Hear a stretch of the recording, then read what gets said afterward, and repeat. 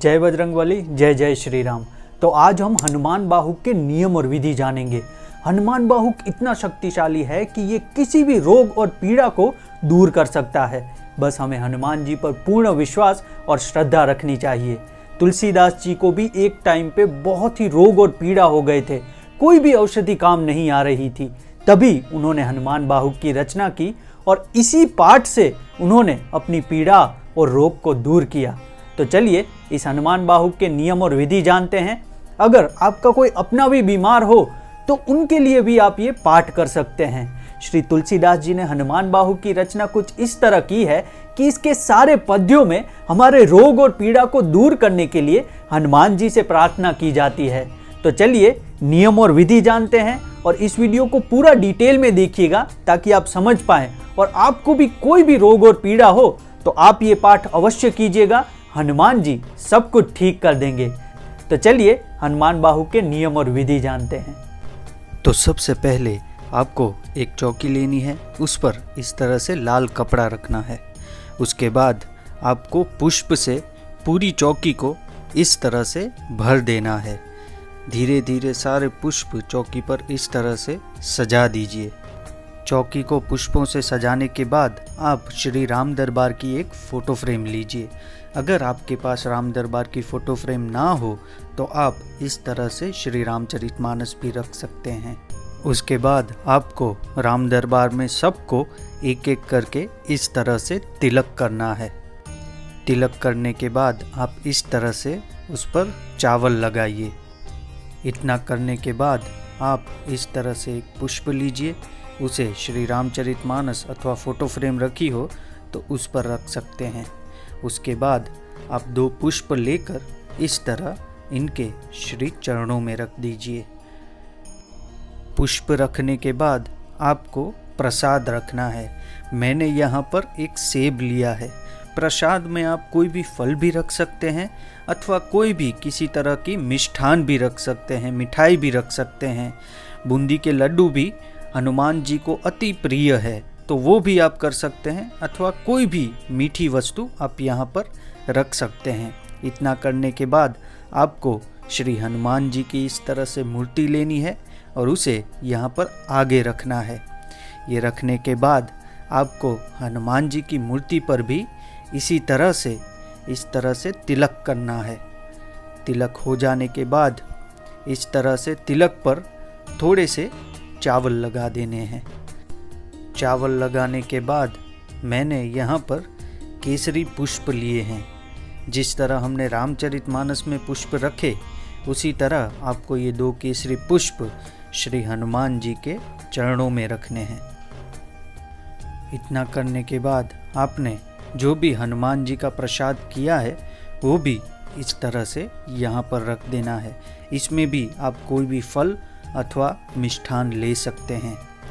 उसके बाद आपको गंगाजल लेना है। गंगाजल तांबे के कलश में लेकर इस तरह से यहाँ पर रख दीजिए।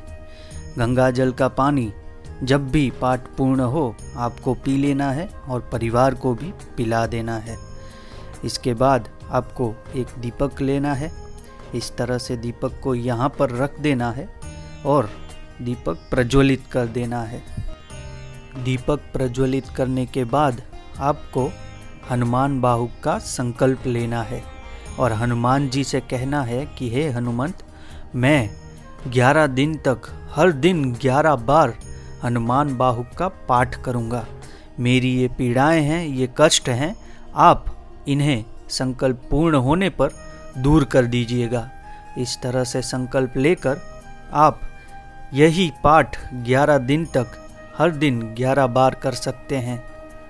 ये मेरा जातीय अनुभव है कि जब मुझे भी बहुत पीड़ा हो गई थी तभी मैंने भी इसी तरह हनुमान बाहुक का संकल्प लिया था और 11 दिन तक हर दिन 11 बार हनुमान बाहुक का पाठ किया था और धीरे धीरे मेरी सारी पीड़ाएं और कष्ट दूर हो गए। तो आप भी इस तरह से संकल्प ले सकते हैं। बस हनुमान जी पर पूरी श्रद्धा और पूर्णतः विश्वास रखकर आप ये संकल्प लीजिएगा और इसे पूर्ण करिएगा। आपकी सारी कष्ट और पीड़ाएं हनुमान जी हर लेंगे। संकल्प लेने के बाद आपको श्री गणेश भगवान का ध्यान करना है। श्री गणेश भगवान का ध्यान करने के बाद अगर आपके गुरुदेव हैं तो उनका भी आप स्मरण कीजिए। इतना करने के बाद आपको श्री राम के नाम लेने हैं। अगर श्री राम के नाम जाप करें तो भी बहुत ही उत्तम है, अथवा आप राम नाम की माला भी कर सकते हैं। एक माला राम नाम की करने के बाद ही आपको इस पाठ की शुरुआत करनी चाहिए। और ये बात का भी ध्यान रखना है कि पाठ जैसे ही पूर्ण हो उसके बाद भी आपको श्री राम नाम का जाप करना है अथवा राम नाम की एक माला करनी है। राम नाम लेने के बाद आपको इस पाठ की शुरुआत कर देनी है। ये पाठ बहुत ही शक्तिशाली है, क्योंकि इस पाठ में हम हनुमान जी को अपनी पीड़ाओं को, अपने कष्टों को दूर करने के लिए प्रार्थना करते हैं और ये प्रार्थना उन तक अवश्य पहुंचती है। बस हमें उन पर पूर्ण श्रद्धा एवं विश्वास रखना चाहिए। मेरी भी पीड़ाएं हनुमान जी ने दूर की थी। इस पाठ में किसी भी बीमारी को दूर करने की क्षमता है। बस हमें हनुमान जी पर पूर्ण विश्वास रखकर ये पाठ करना चाहिए। अगर आपका कोई अपना भी बीमार हो तो उनकी तरफ से भी आप ये पाठ कर सकते हैं। बस जो गंगाजल हमने तांबे के कलश में लिया है, ये पाठ जैसे ही पूर्ण हो तो उनको वो गंगाजल पिला देना है। मैंने हनुमान बाहुक का 11 दिन का संकल्प लिया था। इसमें मैं रोज़ 11 बार हनुमान बाहुक का पाठ करता था। तो आप 1 दिन का भी संकल्प ले सकते हैं, 5 अथवा 7 दिन का भी संकल्प ले सकते हैं और 11 दिन का भी ले सकते हैं। कई लोग ऐसा भी सोचते हैं कि ऐसे पाठ करने से कुछ भी नहीं होता, तो ऐसा बिल्कुल भी नहीं है। मैंने भी अपनी पीड़ा का निवारण हनुमान बाहुक से ही किया था। एक समय पर मुझे बहुत ही ज़्यादा बैक पेन हो गया था, यानी कि कमर में बहुत ही ज़्यादा पीड़ाएं होती थी। मैंने कई डॉक्टर्स को दिखाया लेकिन कोई भी फ़र्क नहीं पड़ा। उसके बाद एक दिन मैं घर के पास में एक हनुमान मंदिर पर गया। वहाँ पर एक पुजारी मिले। उन्होंने कहा कि आप हनुमान बाहुक का पाठ कीजिए। तो मैंने घर पे आकर मंगलवार के दिन हनुमान बाहुक का संकल्प लिया और पाठ की शुरुआत कर दी। 11 दिन तक मैंने ये पाठ किया। पाठ करते समय मेरी पीड़ा उतनी ही थी, उसमें कोई भी फर्क नहीं था, लेकिन फिर भी मैंने पाठ पूर्ण किया। पूर्ण होने के बाद कुछ ही दिनों में मेरी 50% पीड़ा कम हो गई और उसके थोड़े ही दिन बाद मेरी सारी पीड़ाएं दूर हो गई। ये केवल हनुमान जी का आशीर्वाद था। इसलिए मैं मेरे अनुभव के साथ आपको भी ये बता रहा हूँ कि पूर्ण श्रद्धा रखकर आप ये पाठ कीजिए। आपकी कोई भी पीड़ा हो वो दूर हो सकती है। हनुमान बाहुक एक जड़ी बूटी की तरह काम करता है। पाठ पूर्ण होने के बाद जब भी हम ये प्रसाद ग्रहण करते हैं और ये प्रसाद हम जब भी अपने परिवारजनों को भी देते हैं, वो गंगाजल पिलाते हैं, तो वो उन्हें भी स्वस्थ और निरोगी रखता है।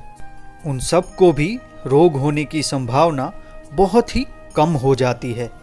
इसलिए पाठ पूर्ण होने के तुरंत बाद ही आपको ये गंगाजल ग्रहण कर लेना है और अपने परिवारजनों को भी पिला देना है। उसके बाद आपको प्रसाद भी इसी तरह से ग्रहण करना है और परिवार में भी बांट देना है। तो यहाँ पर पाठ पूर्ण होता है। तो आप इस तरह से हनुमान बाहुक पाठ कर सकते हैं। बस हनुमान जी पर पूर्ण श्रद्धा और विश्वास रखिएगा।